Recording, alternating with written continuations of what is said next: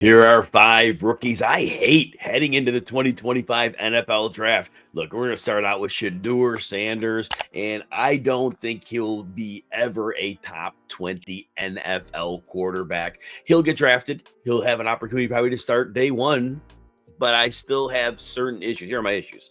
First of all, the arm strength is going to be an issue. The way I see it, Shedeur Sanders will not be able to drive the ball to the perimeter to beat tight coverage. Once that gets uncovered, defenses know he's very, very accurate and precise in the middle of the field. Those zone defenses are going to pack in. They're going to make him win on the outside, and I think that's going to be a real problem. And I also do question the downfield passing. Any quarterback can throw the ball deep, but the problem here is, again, if you throw it on an arc, that's one thing. I don't know that he can drive the ball into a tight window downfield. So it's a big problem for me. My comp on him, and I don't give many comps, it's Tua Tagovailoa. They are in many ways the same quarterback. And you could say Tua is really, really good. But if Tua didn't have Mike McDaniel coaching him, if he didn't have Tyreek Hill and Jalen Waddle, I think we may have seen a very, very different version of Tua. And I think that is not going to set up that well for Shedeur Sanders. The odds of him getting coaching and players at that level to raise him up, I don't think that's necessarily there. All right, the second player I hate, Matthew Golden. Why? Because of that, what I believe to be a phantom 4.29 40. He was hand-timed. When I watched his play speed on the field in college, he was not that player at all. But the 4.29, that guarantees big time first round pick, and somebody might reach up very, very early for him. Golden's 5'11", 191, so fine size, nothing great, but he's going to be fine size-wise. But when I saw him in college, I saw him being, after the catch, he was good ball skills, adjusting to that. I thought you could line him up over the formation. But at the end of the day, I saw him as a good player, but I think the deep speed we saw at the combine, that's not reality. And he was not that player in college. I saw him get caught from behind in the open field in college.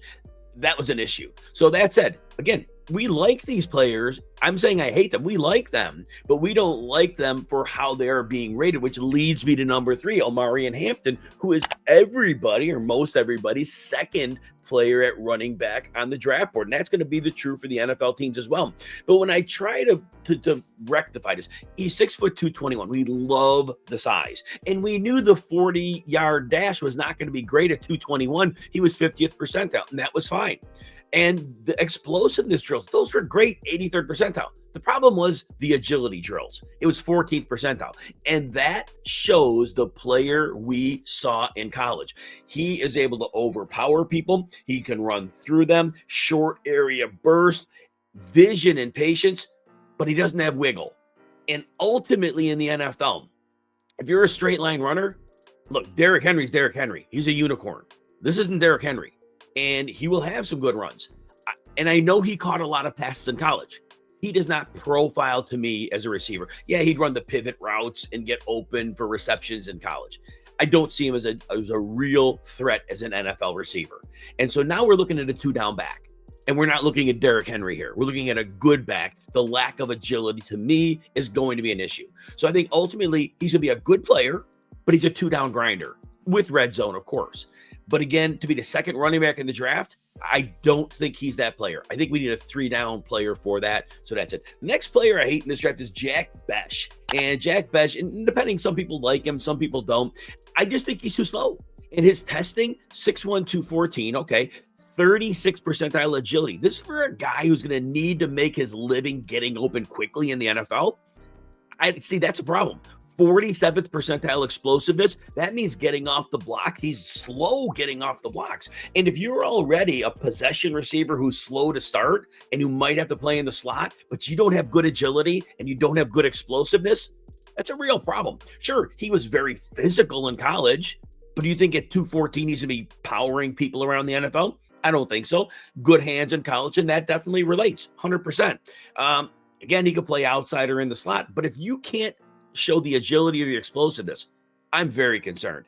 All right. The next player that I hate in the draft is Dylan Sampson. People are really, really high on Dylan Sampson. 5'8", 200, we like the size. But really what I see in Sampson is, and I'll break him down in a moment, is he's a committee back who could be involved as a pass catcher. And the pass catcher part is good because we want players who catch the ball. And that said, he accelerates really well. He's elusive in space. But when that acceleration in college came out to the combine, 42nd percentile explosiveness. That was a bit of a problem. And if he's not going to get out the gates quickly, he's below average. That takes away a lot of his ability as a runner. So really, he could be a player who's more of a receiving back, and it's fine. But again, people are looking at Sampson as somebody who's going to be a difference maker in the NFL. And that's why I hate Dylan Sampson in the 2025 NFL draft.